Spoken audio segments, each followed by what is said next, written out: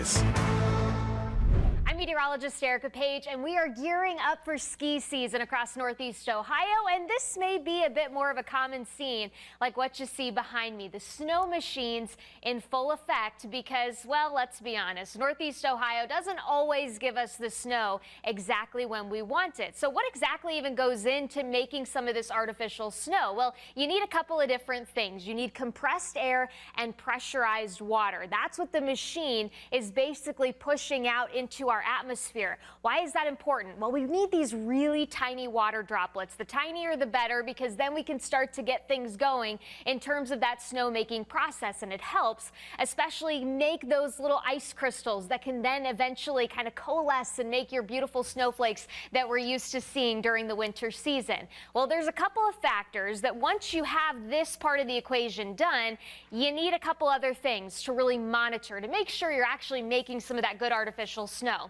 The hang time, basically, that we'll call it, with those water droplets suspended in the air. So that means you don't want a lot of wind when you're trying to make some of this artificial snow. And another important piece of the puzzle is actually something we call the wet bulb temperature. If both of these things are in good order, that's when you're going to start getting some of that snow formation. But what in the world is wet bulb temperature? Well, it combines a couple of different things. Your actual air temperature plus relative humidity. So think about relative humidity in the terms of your air temperature versus the dew point. The closer those two values are, the higher that relative humidity percentage will be. And that's essentially what your wet bulb temperature is. And it's important when you're doing and looking at different things in our atmosphere, but when you're talking about snowmaking potential just in general, you really want a wet bulb temperature that's about 28 degrees or colder. And when you compare that to the air temperature, well, it should be really close to freezing, if not a couple of degrees below that.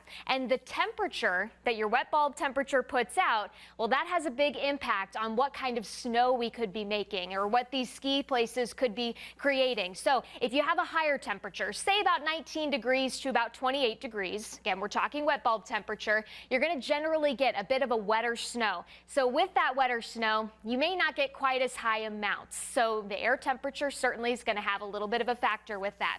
If you have a much colder temperature, like when we're dealing with some of these Arctic systems, you're going to get a generally drier snow, and you're going to get generally higher amounts of snow that these ski resorts can eventually put out. So when you see scenes like this, know that there is a little bit of science that goes into it, but generally the same snowmaking process that happens in our atmosphere, only we're just adding a little bit more water vapor to the atmosphere to try and get us some of those snowflakes this time of the year.